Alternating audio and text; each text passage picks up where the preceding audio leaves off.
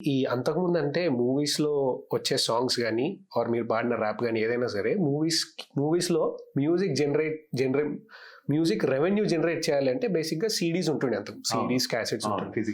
Physical copies ఉంటుండే. అది కొనుక్కొని వింటారు ఎవరైనా. అది అంటే డబ్బులు ఇస్తేనే మనం వినగలుగుతాం. బట్ ఇప్పుడు డిజిటల్ అయిపోయేసరికి అంటే అప్పుడు ఉన్నంత రెవెన్యూ అంటే ఎవరన్నా ఫ్రీగా వినొచ్చు ఆ సాంగ్ని. ఆర్టిస్ట్‌కి డబ్బులు కట్టాల్సిన అవసరం లేదు యాజ్ అ కామన్ పర్సన్. ఇప్పుడు ఎట్లా జనరేట్ అవుతుంది రెవెన్యూ మూవీస్ నుంచి వచ్చే సాంగ్స్ కి? ఓవరాల్ గా ఏంటంటే డిజిటల్ ప్లాట్ఫామ్స్ నుంచి మాకు if you are tied up with a company an agency they will look after bro. So I'm with Believe Music, I'm their artist. So మా percentage మీద they keep tracking ఏ platforms మీద నా పాటలు play అవుతున్నాయని they keep tracking. And వాళ్ళు నాకు every 3 months ఒక రిపోర్ట్ పంపించి నా షేర్ నాకు పంపిస్తుంటారు. This is my audio, only audio. My private songs. Okay. నా YouTube channel is with me and right now it's with another company. So వాళ్ళు ఏం చేస్తారు, వాళ్ళది కూడా షేర్ బేసిసే. వాళ్ళ షేర్ తీసుకుని నా డబ్బులు నాకు ఇస్తారు. బట్ ఇవంతా వైట్ అంటే మా కళ్ళలో కనిపిస్తుంటాయి ఎన్ని వ్యూస్ వెళ్ళాయి, ఎంత రెవెన్యూ జనరేట్ అయింది నా ఫోన్ లో చూసుకోవచ్చు. ఫిజికల్ కాపీస్ ఉన్నప్పుడు ఎవరికి తెలుస్తుంది ఎన్ని సేల్ అయ్యాయి, ఎన్ని పోయాయి? వాళ్ళు ఏ లెక్క చెప్తే అదే లెక్క కదా, మనకి చేతిలో ఏమి ఉండదు. ఎక్కడో ఎవరో అమ్ముతున్నారు మనకు తెలియదు కూడా. ఓకే, అప్పుడే ఇంకా తెలియదు అంటారు. తెలియదు, ఇప్పుడే తెలుసు అంతా. It's in your hand bro. Spotify కూడా you can check how many streams and everything you can check.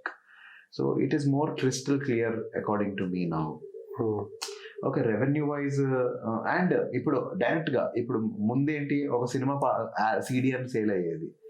ఎప్పుడుకో Balu గారు, చాలా పెద్దగా చిత్ర గారు అలాంటి వాళ్ళు అవుతాయి కానీ వాళ్ళ ఓన్ హిట్స్ వచ్చేవి.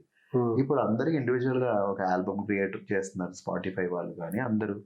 They create my own album, novel songs అని చెప్పి వస్తాయి. So that way more closer to my audience.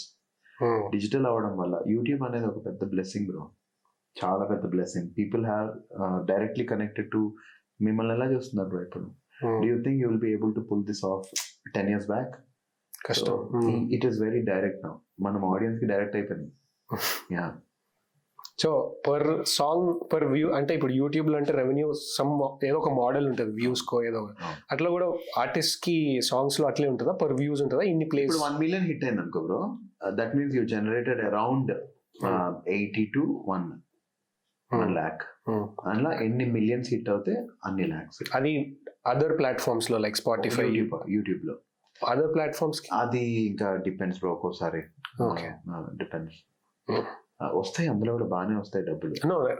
Figure ఏం అవసరం లేదు, బట్ జస్ట్ చెప్తున్నాను. అంటే మినిమం అడుగుతున్నా ఒక 3 to 5 lakhs అయితే వస్తూనే ఉంటాయి పర్ ఇయర్. అంటే నేను చాలా తక్కువ సాంగ్స్ రిలీజ్ చేస్తా. రెగ్యులర్ గా చేసే వాళ్ళకైతే కొంతమంది కోట్లలోనే సంపాదిస్తారు.